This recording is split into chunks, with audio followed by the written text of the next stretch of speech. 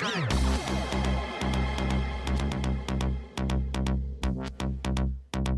kind of people are we?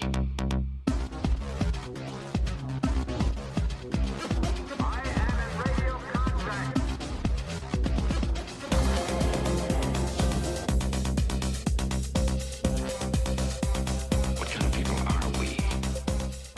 Attention crew, this is your Captain Caliban speaking. This is a supplemental episode of Enterprising Individuals, where we bring you news and tidbits from the world of Trek, also interviews with special guests, and a few little surprises along the way. Happy Thanksgiving to you and yours. It's a holiday with a long and weird history that we can skip for now, but suffice it to say, it's got some of the purest values of any major holiday, at least in my opinion. Oh sure, Jenny-O probably does half their business that 1 week in November, but it's a holiday first and foremost about being with family and being thankful for what you've got.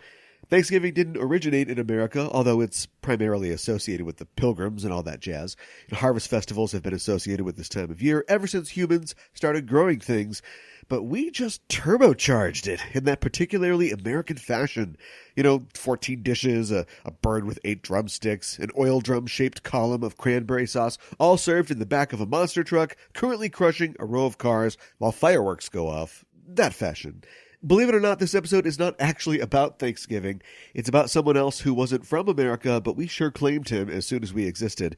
Last week, Alan Gratz and I talked about the Deep Space Nine two-parter Improbable Cause and The Die is Cast, and that two-parter is sort of bookended by a conversation between Dr. Bashir and Garak. Bashir has lent Garak Julius Caesar, by William Shakespeare, to read, and Garak's not really digging it. He's not impressed by Caesar as a character. After all, he reasons, as a statesman and a leader, Caesar should have known that there was a plot to assassinate him. And it seems like Cardassians aren't too impressed with tragedy and dramatic irony. But the real value of the sequence is that it becomes a parallel for Garak's relationship with Enabran Tain, his former mentor in the Obsidian Order and future commander in the attempt against the Dominion. When we reach the last act of The Die is Cast, most of the Romulan Cardassian fleet is toast, and while Tain's ship is being shot out from under him, Garak finally realizes how blind even powerful and clever men can be when they succumb to hubris.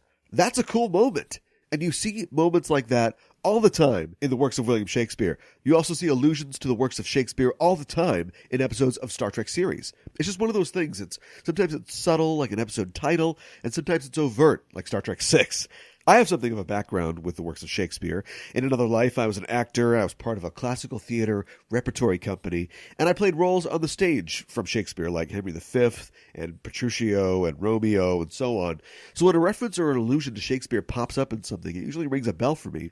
And that bell is just a constant alarm when I watch Star Trek. Trek is lousy with Shakespeare references, and I asked Alan Gratz to come back this week and talk about them. We reference particular examples in the various series of Trek. We talk about our favorite intersections of Shakespeare and Trek, and we try to figure out just why Trek and Shakespeare seem to be such a great combo. And that conversation will take up this entire episode, so sweet sorrow or no, this is where we part. I'd like to remind you that if you'd like to support the show, you can go to patreon.com/EISTpod to become a member of the crew and to gain access to our exclusive subscriber content.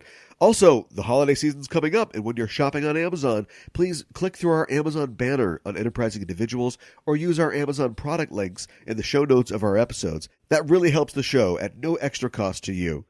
We'll be back next week with our last episode of the season. As is our custom, we'll be taking a look back at the guests and topics of this year and sharing some of the highlights from Season 4.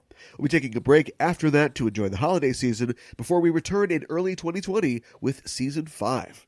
And speaking of the holidays, I hope you're having a wonderful Thanksgiving and that your Christmas is even better. That's it for me. Enjoy your family and your burned bird meat or whatever you partake of. And with that, let's get underway. Joining me once again on the show today is New York Times bestselling author of YA fiction, Alan Gratz. His new book, Allies, was released in October and was recently the #1 new release on Amazon's children's military fiction list. Alan, welcome back to the show. Thanks. I'm glad to be here. It's great to have you back. I was looking at the sort of notices and the reviews for your latest book, Allies, and they are very positive. And I was wondering about the construction of the story and sort of the idea behind it. You've written about the lives of children in war many times before, and we've talked about that on the show. But just the idea of There are so many stories to be told from the theater of World War II. Was it difficult to sort of find a new angle in focusing on the character or characters that you do in Allies?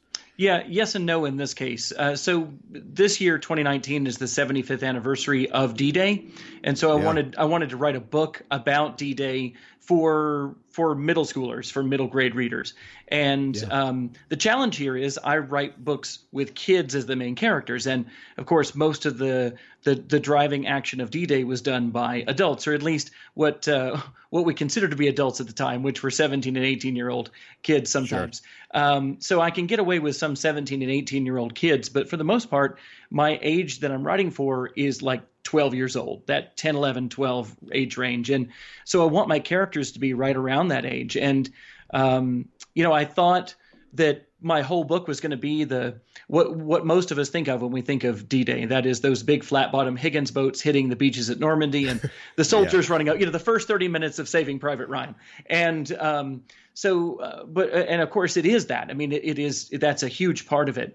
But what I discovered in my research, and this is what opened it up for me to bring kids into the story, is that of course there were a lot more people doing things behind the scenes and at other times besides those soldiers that we saw. So you had French people in the French resistance who were working as early as midnight that night to cut phone lines and to sabotage rail lines and roads so that the Nazis couldn't send reinforcements to the coast. You had civilians who lived in the area. And there was actually this story about this French girl who went swimming every day at the beach, and one day left her bathing suit in one of the bathing huts on the beach and came back down the next day to get it. And that happened to be June 6, 1944. It happened to be. Oh my God. Right. Yeah. So she bikes down to the beach to get her bathing suit back, and there's a war going on. And she was a nursing student, and she realized that there were Englishmen on the beach. This was an English beach where she was, at least one of the ones, where the English soldiers were coming up off the beach. And she spent the next 2 days helping wounded soldiers on the beach. So there were all these stories in the background and stories about marginalized people who went and did everything that white middle-class American soldiers did, but oftentimes came home then to find that they returned to that same kind of prejudice and persecution that they had faced before. There were black soldiers who served at D-Day. We don't often see their pictures because they arrived a little bit later, but they were still involved in the fighting. And right. They came home to find out that white German prisoners of war were being treated better than they were in their own hometowns. And so, wow. So I found all these other stories behind the scenes. And the main character of the book is this young man. He's 16. He's joined a little bit early.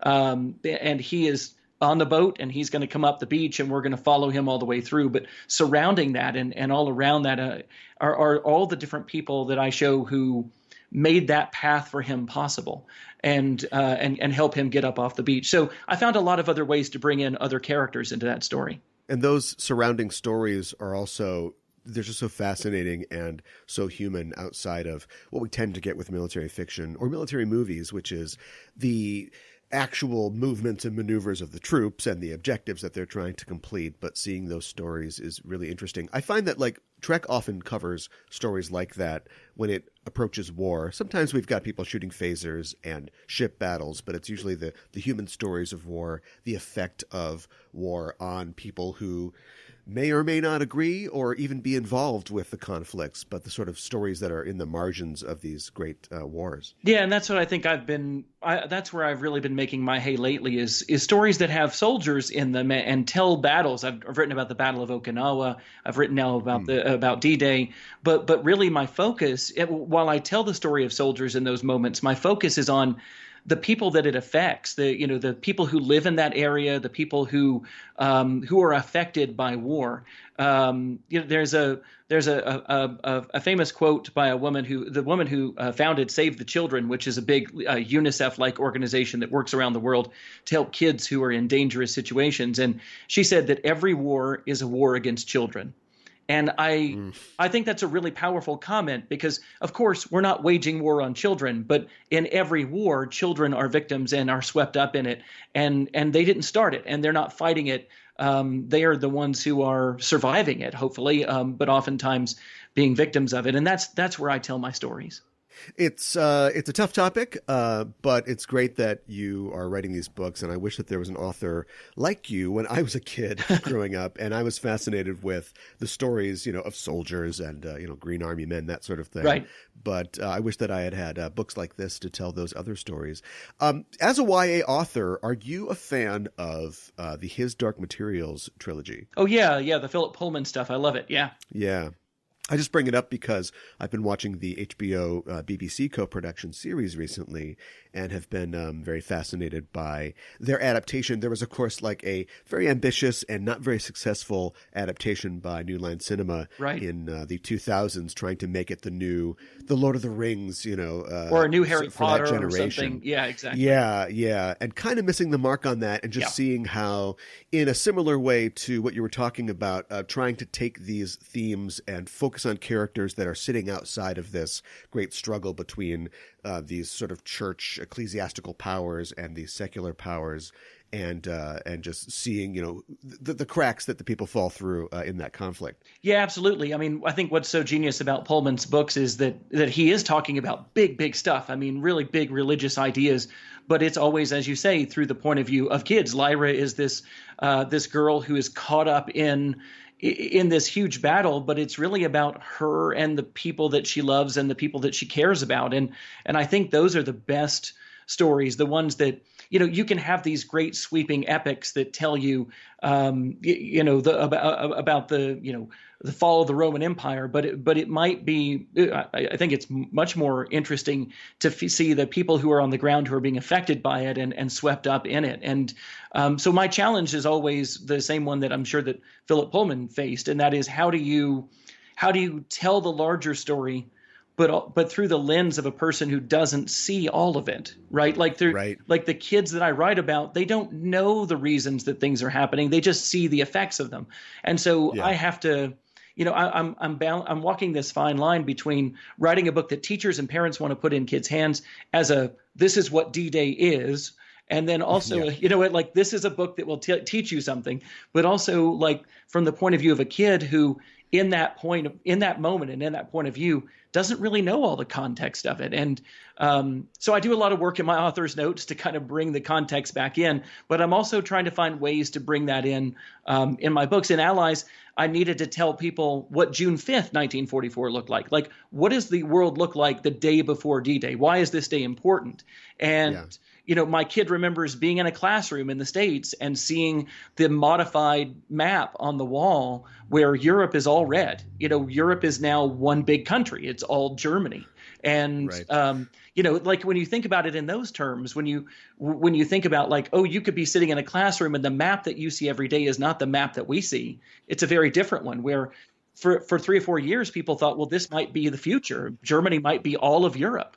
So I always have to find ways like that of making the history relevant to the kids in my stories. Absolutely. The author that we're going to talk about today, just to sort of segue into today's topic, is somebody who also probably had to think about that sort of thing. Shakespeare was limited, of course, in scope just by the fact that he was putting a play on a wooden stage. And so often he could not show the battles, and we would see instead people's reactions to them. But he was also chiefly concerned not just with the generals and the kings and queens who were involved in those conflicts, but also the mechanicals and the common people whose lives were being affected by those battles. Yeah, I think that, Shakespeare's a hack. We have to admit that. I mean, he's totally. No, I'm kidding. Let's get that out right now. I'm a way better writer than Shakespeare, obviously. Right, of course. He was dealing with politics at the time. He was trying to write plays that matched that matched the political tone of the time period. There's a reason that Hamlet is set in Denmark. Because that was an ally to England, and so there were these connections there. So he's writing within the political context of his day. He's writing things that are supposed to support and uphold the status quo of England at the time, but also writing about, writing popular histories, and other stuff. I mean, comedies and romance. His histories, of course, if we're talking about it in the context of what I'm doing, are were huge. And what he did was he took real people in those situations and told the story of real people dealing with those. And I think when we get into our discussion of Shakespeare and Trek, that I think that's going to be core to it, is the exploration of the human condition and what it is to be human in the context of these big historical moments. Yeah, I agree. This topic actually came up organically in several discussions I've had on the podcast this year. It's something that you might not think of, but on reflection, I think it seems kind of obvious. It's the clear parallels between Star Trek storytelling in its various forms and the works of William Shakespeare. And sometimes it's rather explicit, like having your movie villain just shout Shakespeare quotes at people. But often you can find much more subtle references and allusions, and even story and character elements that wind up in Trek stories that originated in Shakespeare. And since you and I recently talked about a pair of DS9 episodes that are chiefly concerned not only with the work of Shakespeare, but also the themes present in Shakespeare, particularly in Julius Caesar, I thought you'd be the perfect person to have this discussion with me. Yeah, awesome. I love Shakespeare. I love Star Trek. It's like peanut butter and chocolate for me. And so, in fact, I've written 2 books that are based on Shakespeare. So way back at the beginning of my career, I wrote 2 young adult murder mysteries that totally cop their plots and characters from Shakespeare. Something Rotten and Something Wicked. Something Rotten is Hamlet, rewritten as a young adult murder mystery, and Something Wicked, as you will probably guess, being a Shakespeare aficionado yourself, is Macbeth. And I chose as my main character Horatio. My character's name is Horatio Wilkes. He's a 17-year-old kid in the present day. And Horatio is one of my favorite characters in Shakespeare, because, especially in Hamlet, because he's one of the very few people who doesn't die at the end. And I thought, well, if you survive Hamlet, you've got to have something going for you. Yeah. So, because pretty much, like everybody else besides he and Fortinbras are dead at the end. Anyway, I wrote these 2 books, and I had the fun of adapting Shakespeare and taking all of these characters and all of these classic stories and finding ways to work them into my own fiction and to try and make them comment on the present day. And so I'm excited to talk about how Trek has done this since its very, very beginnings and all the way up through Discovery. Before you wrote those books, what was your sort of background with Shakespeare? So I had read Shakespeare in school, but it was really cool when I was in high school. We did Caesar, and we did Romeo and Juliet. But we also, when I was a senior in high school, did Henry IV Parts 1 and 2, and I really loved getting into the histories. Like that's when Shakespeare really, really struck something deep within me. I had enjoyed reading Caesar and Romeo and Juliet and struggled with them in the same way that young people often do because of the language. The stories are amazing and totally relevant, of course, still today, but accessing the language is difficult. But really by my senior year in high school, I think that's when I really started to dive deeply into Shakespeare. And I remember very clearly being in a bookstore and buying one of those mammoth, like every Shakespeare play books, like one of those big leather bound books that had like every Shakespeare play in it. And I didn't set out to read every one, but I started reading some of those that I had heard of and that I knew that I hadn't studied in school. And I enjoyed that. And then when I went to college, I took 2 different Shakespeare courses. I took a histories course and a comedies course, and really had fun there. And was also taking writing classes, and took a mystery and detective fiction class, and created the character of Horatio, that character that I would later put into a book 17 years later while I was at college. And so I had already been dreaming of ways of adapting Shakespeare, and I love films that adapt Shakespeare. I was always a fan of Strange Brew, but then when I figured out that it was basically Hamlet retold with Bob and Doug McKenzie as Rosencrantz and Guildenstern, I was like, I'm all in for this. I I love funny takes on Shakespeare. I love serious takes on Shakespeare. I love that mix and match and that remix culture of Shakespeare. And so I guess it was all through college, and then I really couldn't let it go. And my second and third books were Shakespeare remixes, Shakespeare adaptations, because I loved it so much. Yeah, there's something about that tome, and there's very few things in the in sort of the Western tradition of literature that are so collected, other than say the Bible or maybe the poems or plays of lesser authors. But having that tome of whatever it was at the time, 34, 35, 36 plays, that fascinated me, like a magic text, like a codex. And I remember opening it as a young kid and barely not understanding anything. Then as my education continued, sort of feeling like I was unlocking secrets and spells and sort of mysteries. And that definitely kept me in the loop as far as Shakespeare went. And I also, I studied Shakespeare in college. I was studied theater in college and worked as an actor for about 15 years, 7 of which I spent at a Shakespeare repertory company. And nice. Played a lot of Shakespeare roles on stage. Yeah. Also, you were talking about everybody being dead in Hamlet. I was actually in a play called Fortinbras, which was a sequel to Hamlet by Lee Blessing.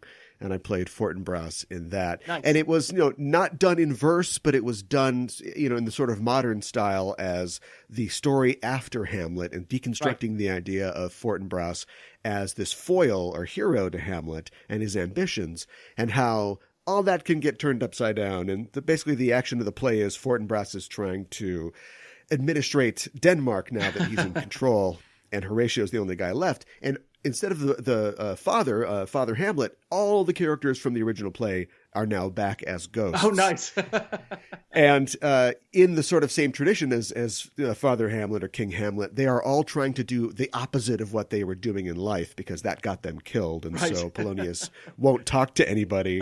And Ophelia is rather sexually adventurous now, whereas she was chaste before. And so, it's just sort of like a kind of a gloss or retelling on the original Hamlet story. That sounds like a lot of fun. And I know you've done some Star Trek inspired or some Star Trek themed things. Like you did a Star Trek Christmas Carol, and obviously not obviously not Shakespeare, but have you ever done the Klingon Hamlet?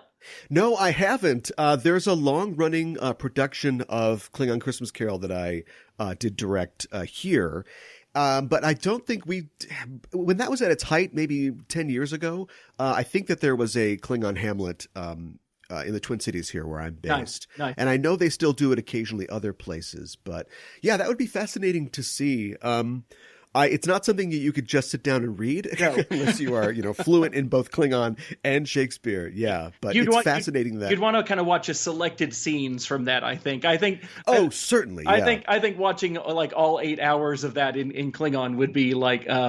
I don't know, maybe a form of Klingon torture in some ways, but but we could easily, as far as Christmas Carol goes, we could easily be doing this show on Dickens instead of Shakespeare and the connection to Trek. For all the but use them, Christmas Carol is such a familiar story, and there's so much humor sort of baked into it that I think it gives itself well to parody and looking at the Klingon side of life. But that would be epic but dry, I think, a Klingon Hamlet. I did personally write, this is off Shakespeare, but on to Dickens.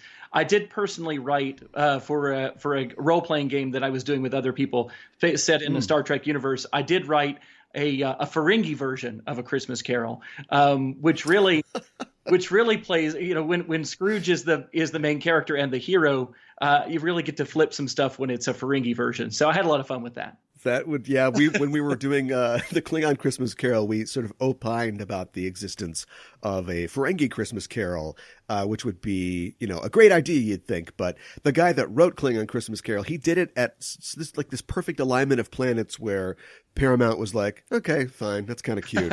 I don't think you can get away with it now. No, You'd I think immediately be shut they're down. much closer on that IP stuff now. Yeah. So I mean, we're both aficionados and have worked in and out of both Star Trek and Shakespeare. I think we know what we're talking about. Do you have a disclaimer? I'm not a Shakespearean scholar. I'm not a professor, but I am a big fan and have read a lot and as you and you've performed a lot. So maybe just admitting that we'll go in as fans and aficionados.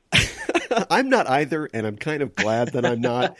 I was actually I sat on a panel about elements of the fantastic in Shakespeare at a recent con, and I wasn't exactly sure what it was going to be, and I was there just in my capacity as somebody who's been performing Shakespeare for like over 20 years, and it was basically just there was one guy that tried to control the panel, you know the type. Yeah, I do. And he was going to tell us all about all the Shakespeare books that he'd read and his interpretations, and so I decided that my role would just be that of a jester, like in a Shakespeare play. You're the Falstaff of the panel. Yes, there to try to poke holes in his ostentatiousness and also just share anecdotes about my time on the Shakespeare stage. Nice. And so, yeah, I mean, that's we're not taking this too seriously. No. Do you have a favorite play or a favorite Shakespeare character? The Tempest is my favorite play. I really love it, and I feel like it's a lot more. I don't know. It's complex. I won't compare it to other plays. It's complex. There are other complex plays, obviously. I love the fantasy element to it, but I also I love the human themes to it.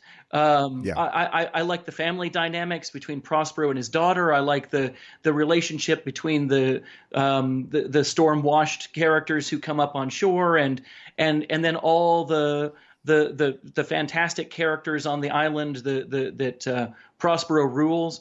I don't know. The Tempest has always really struck a chord with me in terms of its story and its characters. Yeah. How about you? Do you have a favorite?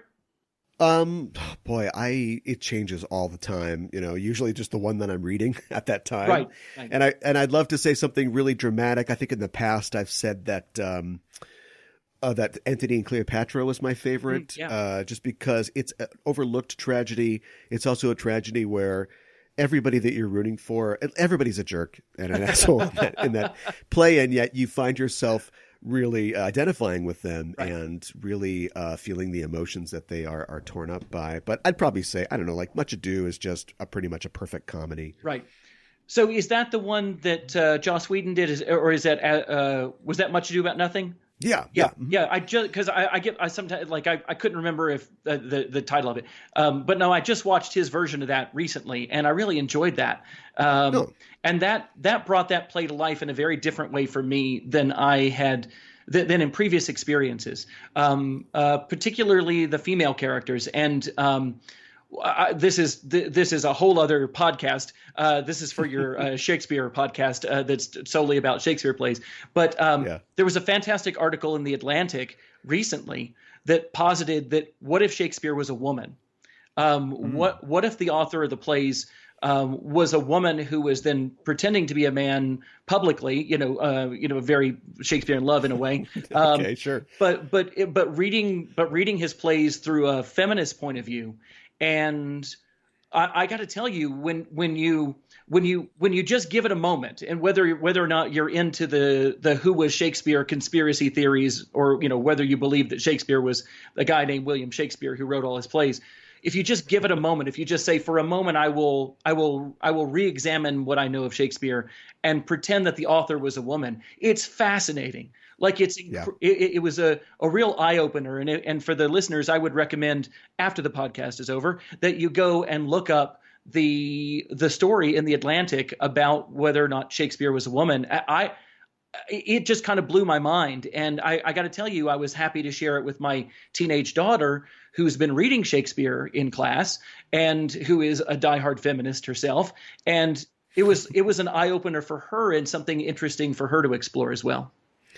If feminism had existed back then, or at least had been codified as feminism, I think that he definitely would have been. And just talking about Much Ado About Nothing, so much of there's amazing female characters in that, and so much of the conflict is them self-consciously struggling against their roles in society. Right.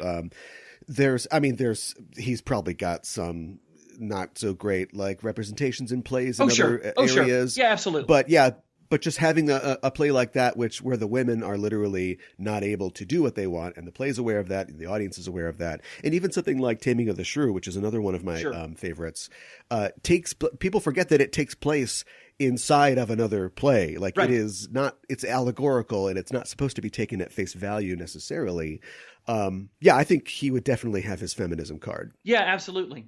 So anyway, it's just an interesting thing that I read recently. While I was thinking about this for the podcast, and then suddenly this comes up, this discussion of was Shakespeare a woman? And there are many theories about Shakespeare's identity and these other male writers he could have been, but that's the first time I'd heard that idea, and it was really intriguing. They're fun. Yeah. I mean, what was that, like Roland Emmerich movie, I think, Anonymous or something, where they were trying to figure out that, I mean, there's pictures of the guy, his signatures on stuff. I mean, he was a real guy.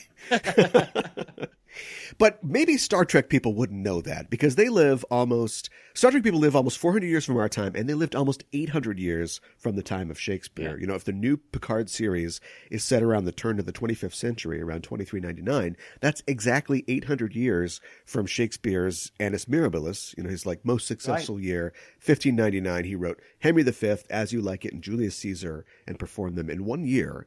And it's 800 years away. If we in 2019 were obsessed with theater from the, say, 13th century, there wouldn't be a lot to be obsessed with. It would be all mystery plays and wagon shows, which are fine if you're religious, but it also reflects the immense social changes over those 400 or those 800 years of the proliferation of non-ecclesiastical literature, the invention of the printing press, the existence of a middle class to even go see these plays. Right. So what I want to know is, Star Trek, you're telling me that in 400 years, after achieving world peace, eliminating scarcity, hunger, exploring the cosmos, meeting countless alien races, nothing yet has topped the works of a long-dead white dude who was writing tales of kings and queens, who also no longer exist in your world. Right. They're not watching The Wire and discussing that and doing scenes from The Wire and in the holodeck. Well, I think you've hit on the first point, which is you need something that is at this point Creative Commons, not copyrighted. Yeah, but I would love it if Picard was just popping in the old holo DVDs and watching The Wire. That would be fantastic. Amazing, right? No, yeah, and presumably, like, the Folger Shakespeare Library, went underground during the wars in the 90s. There was something left when they. I was talking about that with Dr. David Banks, who is a internet sort of researcher, and we were talking about why there's only classical music in the future, and he was saying that the Spotify servers must have taken a direct hit, like in the nuclear exchange of World War III. Exactly. Yeah, when we know the truth, and you've already revealed it. And that is that those are what's available in the public domain for them to listen to and to talk about. But I will argue that the use of Shakespeare in Star Trek is not merely because it is in the public domain, though we have seen them use plenty of other public domain works like Dickens, as we previously mentioned, in episodes. But I do think that there are some real specific reasons that that the original series and then TNG and its brethren did use did use Shakespeare in Star Trek. And so I will throw a question out to you, because then I think it will inform our discussion going forward of Shakespeare in Trek. So a lot of people call things Shakespearean. Right. And we're getting ready to talk about Shakespeare in Trek. Is Star Trek Shakespearean, and what does that mean? What do you think it means to be Shakespearean? Oh, that is a great question, and I think that it dovetails into the debate over whether Star Trek is space opera or not. I don't think they're the same, but I think they're similar in that I think Shakespearean would mean something that would generally have an epic scope. It would deal with human emotions chiefly before anything else, and it would deal with people grappling with the truths of existence, life and death and ruling and being ruled. There usually, possibly, it would have to do with a structure that it may or may not have. both in terms of a dramaturgic structure, being 5 acts, Sure. being verse, narrative, but also like a narrative structure. The fact that the characters are in a rigid society, be it military or royal. Right. I think that's a big connection to Star Trek. We're always seeing, this is military fiction essentially. Like, we are seeing characters who are part of a military organization. At least up to this point, Picard, we don't know. And also just having a sense of wonder and of whimsy and of humor amongst it all. It's not just this dour sort of affair. Right. I love it. Yeah, I would agree. To me, the things I wrote down to answer that question were fully developed characters, complex family and political dynamics. It may be about family, but also the direction of a society. When we obviously not every Shakespeare play is like this, but when we call something Shakespearean, I think we often mean that, that all the things that happen have a very personal, they're very personal to the characters, but they also have larger impact on the society at large. You talked about this. Right. There's loyalty, right. There's betrayal.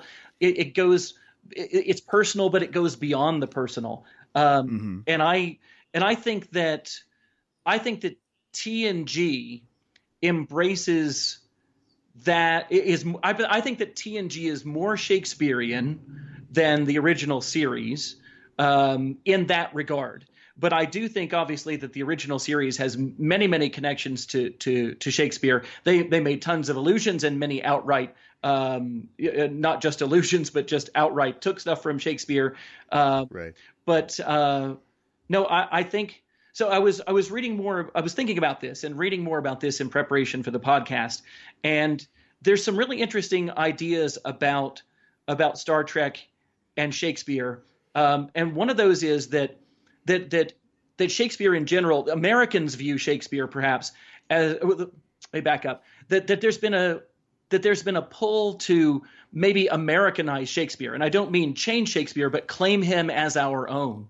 We're obviously, I know, right. Obviously he's English and we started there, but we're not English. But there's this idea, there's this idea that, I was just mentioning the Folger Shakespeare Library. That's in Washington, right? That's in Washington, D.C., where we started to collect Shakespeare. And there were publicly financed. Not public. There were American corporations financed Shakespearean productions back in the early days of television, and it felt like this sort of claiming of Shakespeare as our own. And there are people who argue that idea of the Shakespearean hero, the male hero in particular, is exactly what Kirk is in the original series.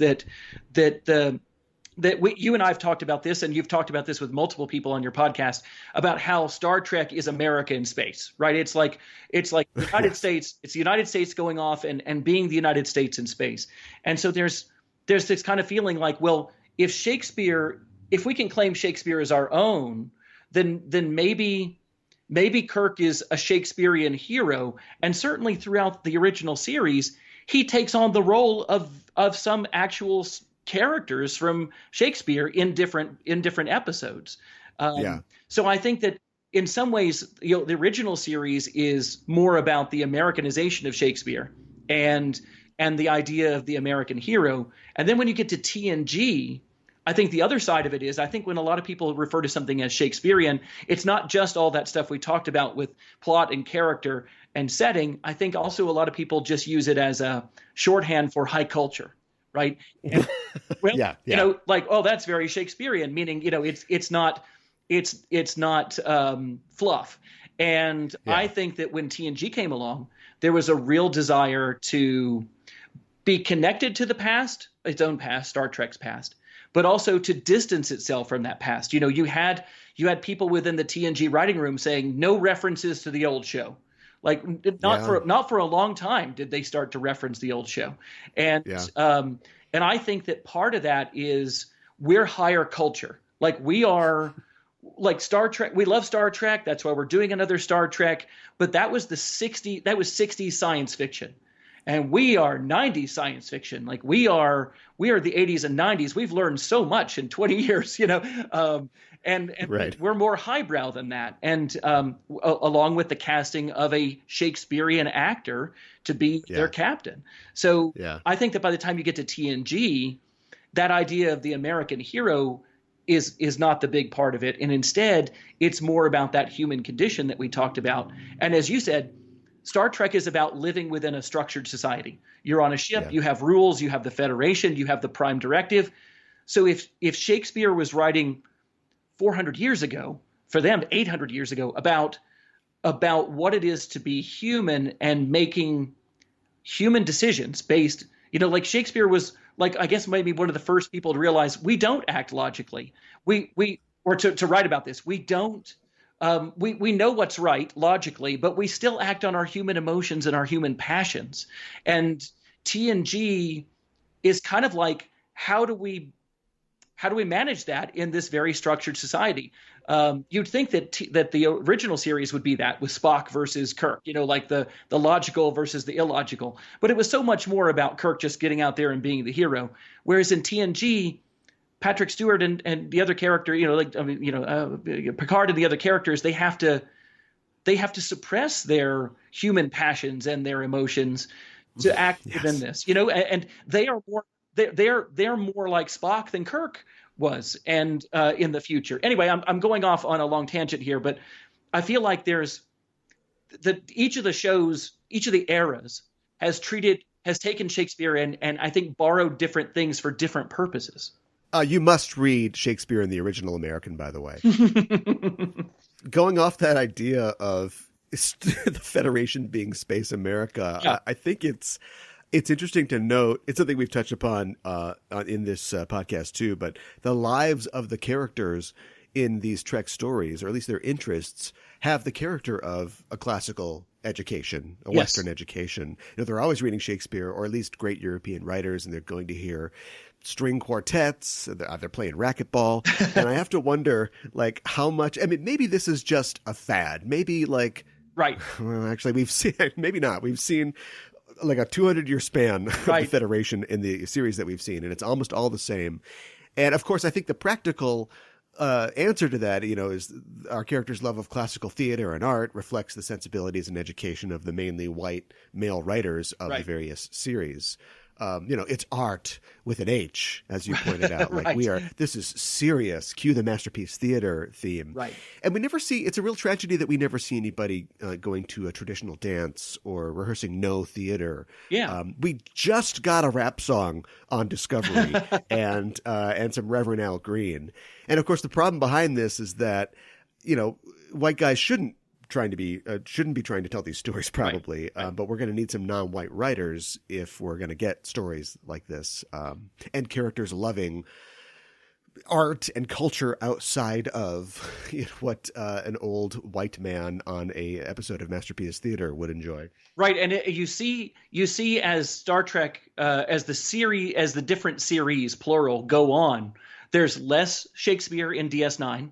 There's almost none in Voyager, like in terms of references, or that. I mean, when you compare the number of heavy-handed references in TOS and TNG to the later shows, it's night and day. Like there's very few of those there. Enterprise has almost none, and Discovery only has a couple of nods to it. And maybe it's like you're saying, as the writing room changed. And it went from being all white dudes in the writing room, with some exceptions, but mostly still white dudes in the writing room.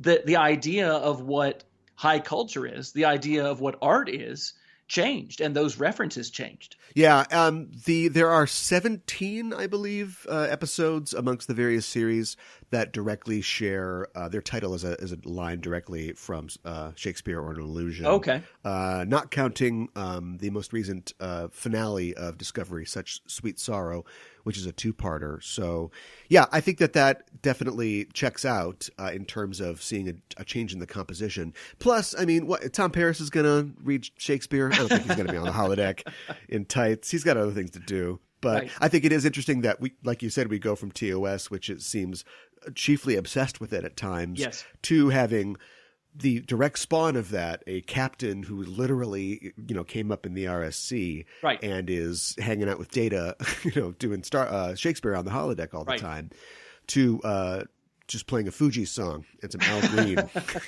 which I love, on Discovery. Yeah. It's a lot different. The whitest guy of them all was probably Willie Shakespeare. But despite that, he was a pretty good writer.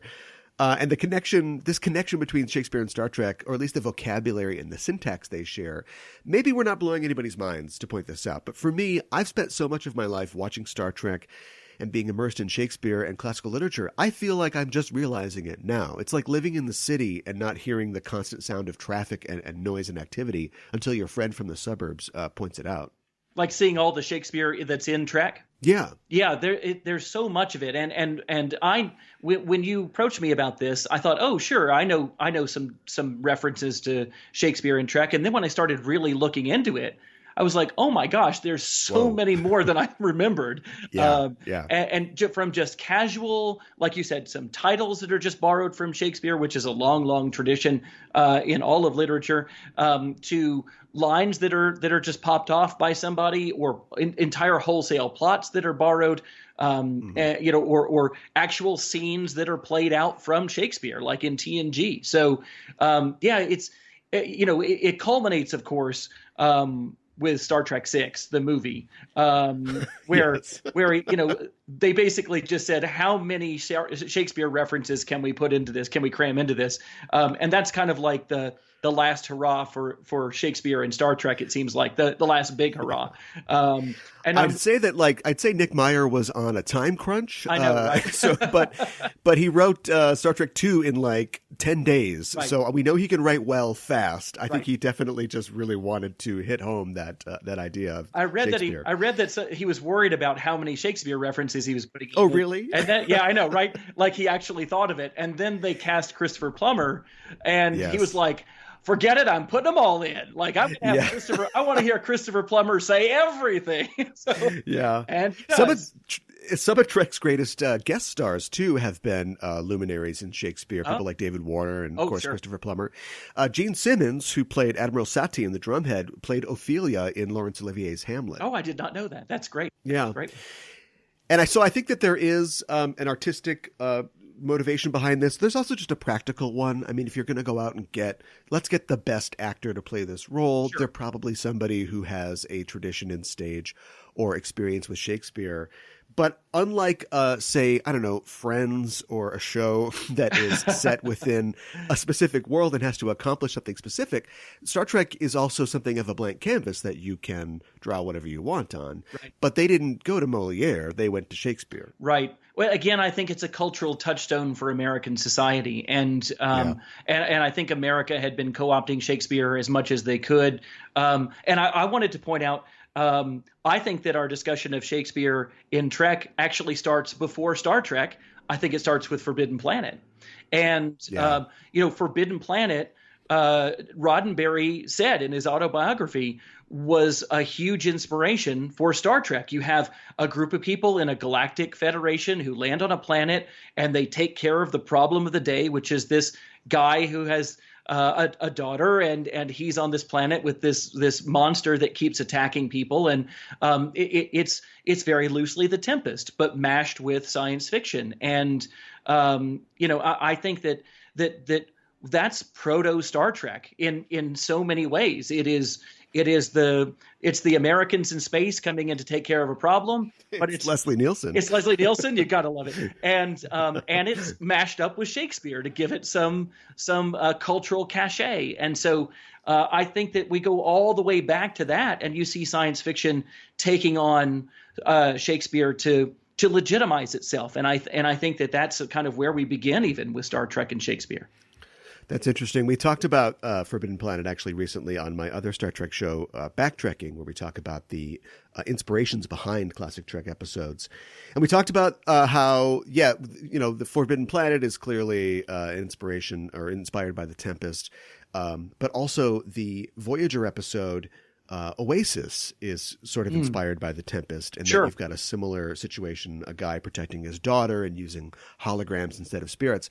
But I think it goes to your point about it being sometimes just wallpaper, or just being a sort of uninspired inspiration or a chance to do something that feels classical. Right. Because there's an anecdote from that episode.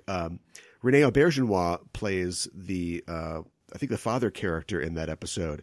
And while they were shooting the episode, they were sort of talking about, didn't you guys do an episode like this on DS9 where there's a holographic village that they go to and there's one guy who's real and he's programmed this entire village to entertain his daughter? And he's like, oh, yeah, I guess we did. So even Star Trek isn't necessarily paying attention, but knows we want to do something that's sort of profound, or at least shallowly profound. Let's do a Shakespeare. Right. And I think, and it's strange the way that they'll also bring it in things that I don't think match. Thine Own Self is the Data episode where he's on the planet, and I guess that's the one where he loses his memory of who he is, and yes. And I can't figure out for the life of like Thine Own Self is a reference to Shakespeare, or at least it's taken from Shakespeare, but it really doesn't have any kind of connection to the actual Shakespeare line. You know what I'm saying?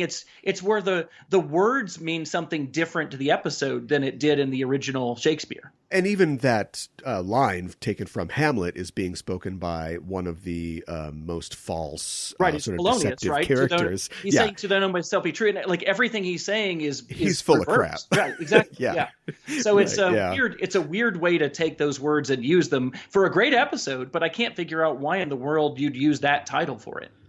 Yeah, it's a lot different than the times that we see characters explicitly performing or studying Shakespeare in Star Trek shows. There's a great episode, one of my favorite episodes of TNG, where they are rehearsing.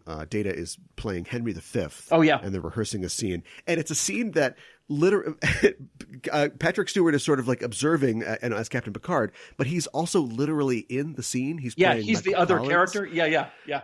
Yeah, in the nighttime camp scene in Henry V, which is it's literally just an in joke. Like my partner on Backtracking, we were talking about this episode, and he's like, "Is Data? Did he program him to?" And I'm like, "Don't worry about it. It's just a reference to the fact that Patrick Stewart played Henry V. It's fine. It's fine." That's so funny. But that is so important because what's being explored in that scene, the idea of a king's responsibility to those that he rules over and who he leads into battle, will become very important. Is basically the central conflict of the episode of The Defector. Right. And so I love when they can do that, when they're not just referencing Shakespeare to high class the joint up a little bit. Instead, when they're saying, wait, we have a story that takes place in Star Trek's world. We're not borrowing a story from Shakespeare and putting a Star Trek veneer on it. We have a story that really takes place in this world that has Shakespearean undertones. And we want to pull in those references to it to say, look, we're telling a story that is very, very old and older than Shakespeare even, and that this is going to continue, but that our world has this story in it too. That's my favorite use, I think, of Shakespeare in Trek. It's a human truth that applies in this world as well as in Shakespeare's time. Exactly. That these are, and I think that's one of the reasons that Shakespeare continues to be studied and performed and remixed, is that he really was able to get at, in many, many of his plays, basic human relationships and situations and emotions, and those still resonate today. There's a reason that Romeo and Juliet is read by so many schools when kids are teenagers, because that same burning passion that they have for each other is the same burning passion that teenagers have had in every single generation. They may not kill themselves over it, thankfully, but they still feel that, like, I just met you yesterday and I'm going to spend the rest of my life with you. That kind of that kind of falling into that romance and being so consumed by it that you can't see anything else. There are plenty of examples of Shakespeare finding its way into other cultures, like alien cultures, through cross-pollination, I suppose, of humanity, going out amongst the stars and bringing our wired DVDs with us. Only in this case, it's our Folgers.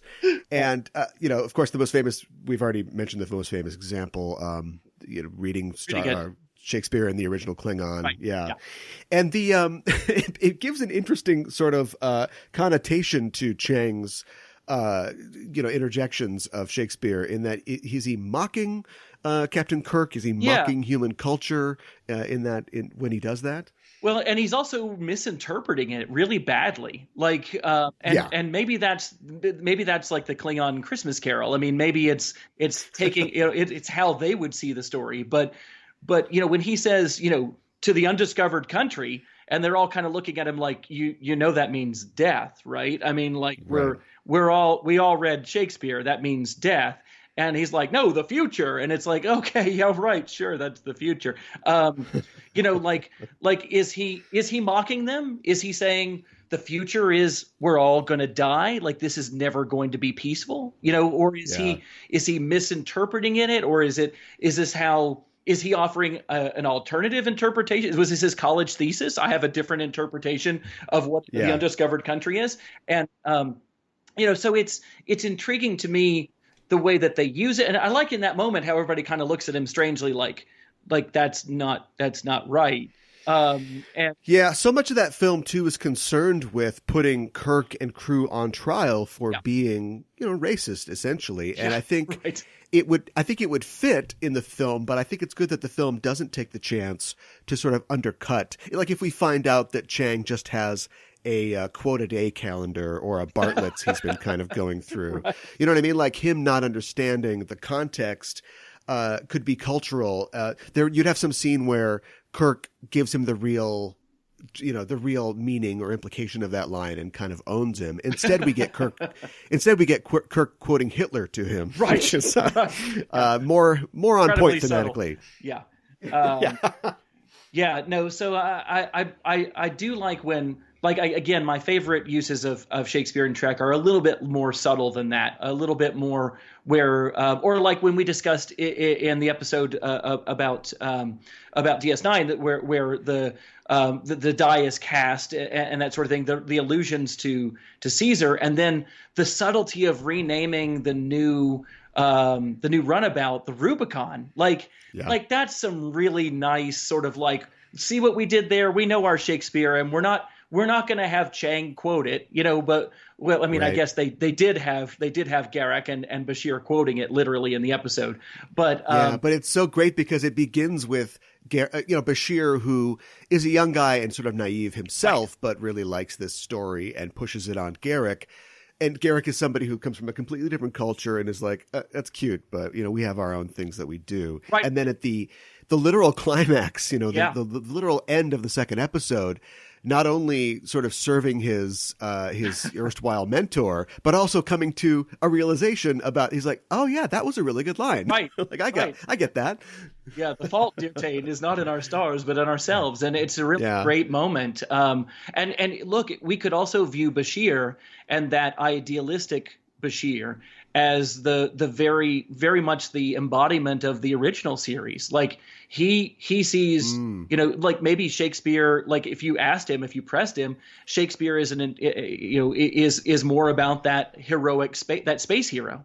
And Garak, his immediate response is, oh, no, there's no heroes, dude. Right. I mean, like Garak is definitely an anti-hero and sees that. But then at the end, he's seen ambition, type of ambition you see in those Shakespeare characters firsthand. Yeah. And so for him, he sees the villains in Shakespeare where maybe Bashir sees the heroes, and where the original series sees the heroes. Even though there's an episode where in the original series where Kirk is essentially Macbeth, and it's in Cat's Paw, which is a pretty terrible episode, but he's essentially Macbeth here. But just like in this episode and in every other episode in which he plays a character who is arguably pulled right from Shakespeare, he wins. And what I mean is where Macbeth is a tragic figure and is led down or goes down the wrong path, Kirk doesn't, because he's the hero, right? He can be Macbeth in an episode and not lose, right? And not kill the king. That's the old show. The old show says we can take every character, villain or hero from Shakespeare, and turn them into a hero. And I think that TNG and DS9 and its following series kind of said, well, let's talk about maybe what it is to be a hero and a villain, particularly Deep Space Nine. Yeah, I don't think that Shakespeare was a nihilist. I do think that he was a realist. And I think the thing that you get in this, in Star Trek versus Shakespeare, is that you can have tragic characters, they can have tragic flaws, but in Star Trek, they're never fatal flaws. Do you know what I mean? They're never led fully to destruction because of this idea that the series has both been inspired by and saddled with of Gene Roddenberry's, that humanity would ultimately triumph. And I think utopian fiction is important. It's more important than ever, but it does stop short of the sort of self-destruction that a lot of Shakespeare heroes and villains find themselves in, up to maybe and including Discovery, where you have a character like Michael Burnham who does do something that is self-destructive and does come back and is redeemed, but takes an entire season of TV. Right. Instead of the coming to the precipice of an irredeemable action. Right. I won't kill him. Yeah. Right. I will argue, and I want to get this out there because it's an episode that is only tangentially connected to Shakespeare if you take the title, but the title preexists really Shakespeare even, but that's Sins of the Father. And I think I will make an argument that TNG's Sins of the Father, where Worf, we begin basically this larger story of we begin to examine in detail this larger story of the sacrifice that Worf's father made for the Klingon Empire and the sacrifices he and his family will continue to make. That is, I think, the most Shakespearean episode of Star Trek. And that I will put that out there. I think that if we take that definition that you and I talked about earlier of complex characters, of family struggles, of political struggles, if that is our definition of Shakespearean, then I would argue that more than the episodes where they literally rip off a plot from Shakespeare, that this one is truly Shakespearean. And that consider this. We talked about getting to that precipice. That's what made me think of it. And pulling back. Worf goes right over it. He plunges his batleth into Duras, right? I mean, this is a character who's just like, I'm going to kill the guy that killed my wife. And he's acting in a very personal, I will say human way. He's obviously a Klingon, but we're talking about all the varieties of human experience and all the aliens in Star Trek.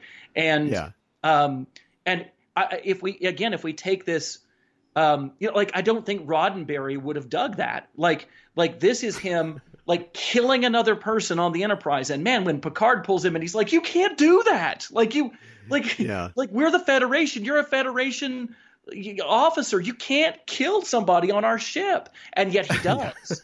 And he does. Yeah, how long is the Klingon Hamlet? It must be real short. Right. I know. He's like, wait, Hamlet's just like, my uncle killed my dad. Let's go get him. Yeah. Right. It's over.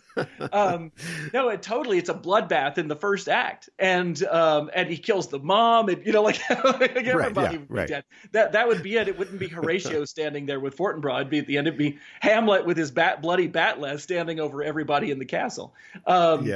But no, I think that if you take that definition of Shakespearean as all those complicated things, I think that episode, Sins of the Father, which again the title could arguably be taken from Merchant of Venice, although the idea of Sins of the Father goes way back to even the Bible. Sure. I think that this is the most Shakespearean in its scope and in its human drama. Klingon drama, if you will. I agree. I agree that it's your favorite. My favorite is probably still one of the most explicit, The Conscience of the King. Sure. An episode that, had they invented meta in the 60s? I don't know. But itself is so self-aware and yet so successful at doing what it does and presenting a quandary for I think they're doing Macbeth in the beginning of the play, and then I think they do Hamlet at the end, but presenting a position for Kirk that is so similar to Hamlet's, but yet fits into their world and presenting a character like Caridian, or I guess Kodos the Executioner, Right. Who's literally, there's the most Shakespeare-esque. Like, if you listen to the episode, and I did at one point, I don't think they're actually talking in iambic pentameter, but it's awfully close. I think the writers definitely made an effort to make it sound that way. And you've got that scene where he's confronting him, and it feels so Shakespearean, and Kirk's asking him, like, well, what do you want me to do? Like, you should die for what you did, if you're the person that you say you are. And then you even got the side characters. This is just a structure of drama where you've got the main thing going on, you've got other characters commenting on it, but like Spock and McCoy become almost more Spock and McCoy than they usually are, right? Because Spock becomes almost a scheming Iago-esque figure who's been watching Kirk's actions and thinking, oh, well, we've got to stop him if something is going wrong here. And McCoy is just getting hammered like Baraccio or a Dogberry type character. And he's like, don't worry about that. Yeah, it's just, as somebody who just, my experience with Star Trek and Shakespeare and just seeing that, like, for me, that is so perfect. Not a great ending to the episode. Unlike Shakespeare, the female character is very underwritten and underdeveloped. Of course. But you do have if I'm not wrong, they actually use the Hamlet scene trying to catch the conscience of the murderer. I mean, they're trying to get at, or, you know, they're trying to expose him through the scene. And that, you know, that's so meta, as you point out. And I love too that they're just on the Enterprise doing a play with like wooden flats. At one point, Kirk and Riley are behind the scenes, and it's that thing where we want to stop a murderer, but we don't want to interrupt the play. So it's like, shh, be quiet. Right, I know. Like, they've got a whole bunch of wood stocked up in the cargo bay to build some flats out of. You know, it's pre-holodeck, so I guess, you know, you bring some sets for the holiday musical, right? Yeah, travel sets. Yeah. So I had a similar thing. So just to pull this back to my Shakespeare-inspired mysteries. When I did Hamlet, I had to figure out a way to turn that scene, that theater scene, into something that worked in the present day. Because let's face it, I mean, my original version was this: that the characters get everybody together in the family theater, like that. It's a rich family, and they've got this kind of theater with, you know, comfy chairs and a big TV screen, and they're going to watch The Lion King, and they're gonna wait until, you know, like Scar kills Mufasa, and they're gonna watch the uncle and see if he reacts in a weird way, right? I thought this was pretty funny, so I turned it into my editor, and she's like, "Yeah, this would never work. Like no real killer in the present day is going to get freaked out by the Lion King." And I'm like, "Okay, this is a fair point. So I actually changed it to where they're doing a community theater version of Rosencrantz and Guildenstern Are Dead in town, and it's not just trying to catch the conscience of the king through watching it. They actually try to set him up in it. Like anyway, I won't get into it, but I use the same kind of setting. But one of the challenges, if you're going to adapt Shakespeare into a present day story, is we take a lot of things for granted because Shakespeare's characters did them. Right, like the king can stand up. King Claudius can stand up, shaking and nervous when he watches a murder on stage in a play in his castle, because that's what Shakespeare wrote 400 years ago, and we still buy that, right? Yeah, and because we're so used to it. If you put that into a modern setting, it doesn't work. And so, whenever Star Trek or anybody else adapts Shakespeare, you can't steal wholesale from Shakespeare. You've also got to find modern motivations for the reasons that the characters do those things. And I think they do that really, really well in The Conscience of the King. It reminds me of the Hamlet by Ethan Hawke that came out, I think, in like 2000 or so. And they're doing that play scene. And the idea is that Ethan Hawke as Hamlet is, I don't know, he's like a New York avant-garde film director or play director. And they're doing the scene, and he's like screaming at everybody in the audience as the scene is going on. And the scene would just stop. It's such a weird trope that keeps getting written into things. And I'm not sure if it's like theater and film people writing it, but audiences seem to understand it. In like the Mission Impossible Rogue Nation, there's a entire assassination scene going on while an opera's going on. And it's Right. like, Tom Cruise, just fire 2 shots in the air and clear like the theater out. Right. Why are you like, no, don't disturb the show? Right. As an actor myself, like I understand that. Like I've been involved in some crazy situations while a show was going on in front of the curtain. But why does it, like an American film going public, like identify with that? There must be something human about that. I like the fact that you had to, this is proof that Shakespeare had no editor but the audience, Right. because it also probably wouldn't have worked in his time, but I guess the people bought it. They just bought it. Yeah. Yeah, I like that you had to downgrade it or perhaps upgrade it or side grade it to Rosencrantz and Guildenstern. You could have changed it to Strange Brew, you know? I should have. Whatever Max von Sydow's doing, you know, we're going to look Yeah. at him and see if they're responding. Yeah. Yeah. So there are all kinds of references in the original series. You've got Dagger of the Mind. You've got Conscience of the King. All Our Yesterdays, which would have been a great final episode if it wasn't followed by Turnabout Intruder.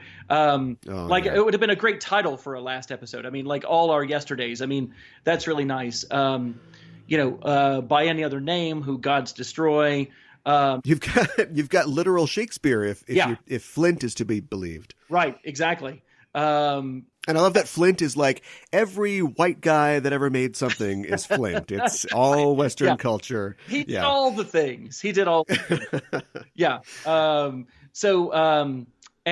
We've got the plot of Taming of the Shrew and Elan of Troyes. Oh, boy. And that shows, we were talking about Shakespeare's feminist card before. I think that is even greater evidence for his feminist card, because Trek tries to do it in the semi-liberated 60s and still doesn't get it. Like, Totally they just make a joke out of that character. Yeah. Yeah. I do like the commentary, a little bit of Spock commentary in Cat's Paw.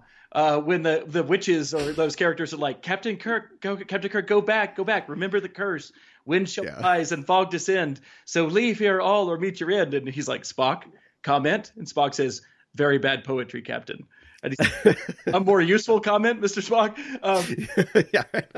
That's some great stuff. I mean, that's at least the writers being like, yeah, we're not Shakespeare. Like we totally muffed that one, but we're just gonna lampshade that and move on. Well, Kirk must have not told anybody that Flint claimed to be all those famous people, because it would have totally changed our perceptions, I think, because all the times that Picard quotes Shakespeare to talk, literally about the nobility of man when he's talking with Q, like if it was just some immortal alien that wrote all those plays, like, it would change it a little bit. That would have been so cool if in TNG he would say like our immortal bard Flint once said, and, right. And it was just like a reference to like the fact that he'd been outed by Kirk. That would be really great. Finally, the mystery of who is Shakespeare was solved. But then, of course, we get to TNG, and there's all kinds of references. But again, here, a lot of time they're performed or really have a stronger, like a strong but subtle connection to things. In Measure of a Man, it feels very Shakespearean to examine, what it is to be human. And that sort of thing. Again, not a plot from Shakespeare, but pulling that in. So anyway, there's all kinds of other references all the way through. Maybe one of the best title uses is Past Prologue in DS9, because in that context, the quote is really saying, like, everything that's come before now informs the decision you're about to make, right? Like that's the context of the Shakespeare quote. And really what DS9 is showing us is everything that came up and like everything that came before you, like influences who you are and what you're doing in the future. And I thought that was a really nice use of a quote where it actually really fits. And considering where DS9 goes, that's the second episode of DS9. Right. So, right after the first one named for literally, like, this is who the character is, Emissary, the first chance they got to make a creative choice, they're like, let's do Shakespeare, Past Prologue. Yeah. And they just own it. And then have some more fun ones. We've talked about the Die Is Cast. The Dogs of War is a really nice use of that. And once more into the Breach, the episode where Kor wants to die in battle. I mean, that's a really nice way of taking that that sort of Agincourt, like we're probably all going to die, but let's do this kind of speech, Your grandkids are going to tell stories of this day kind of a speech. And It's good stuff. I think it's fascinating that we find out in Enterprise when they go to the mirror universe, or when we see the mirror universe, Phlox lets us know that Shakespeare in the mirror universe is nearly identical, or at least very similar to Shakespeare in our universe.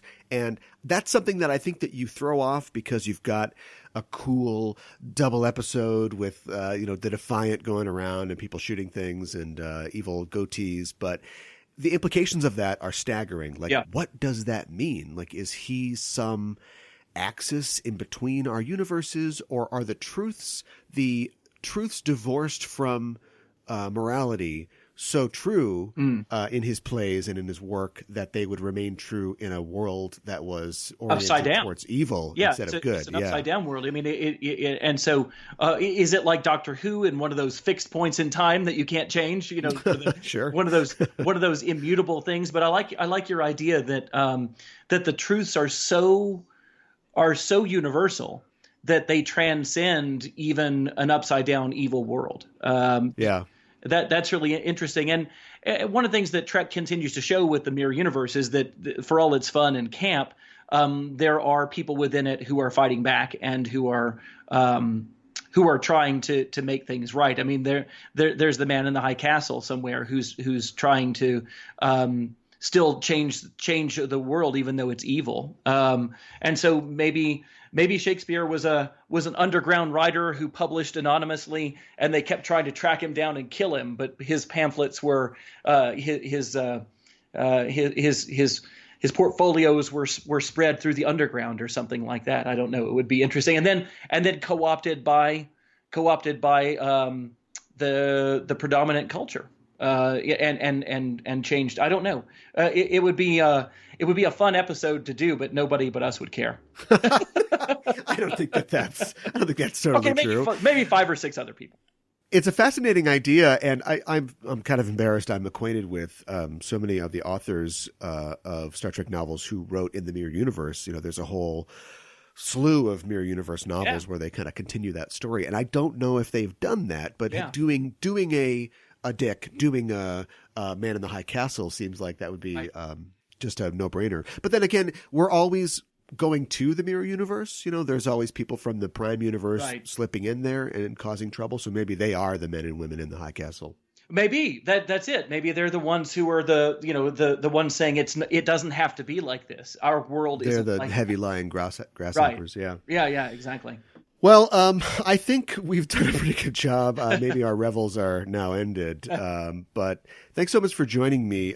I guess I should give you a chance to say anything that you want to say still. That we covered a lot of it. I just think that I'm really fascinated by this idea that that the old series is maybe the Shakespearean hero, and that the TNG is more about the human condition. And the big question I have there is I've talked about this before, that Star Trek is really an Edisonade. I mean, it's the kind of story where technology, the scientist and technologists win, technology win.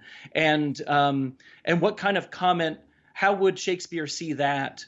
How would he look on TNG in a world where we're asked to suppress our human emotions and instincts and go with what is logical and win the day with technology?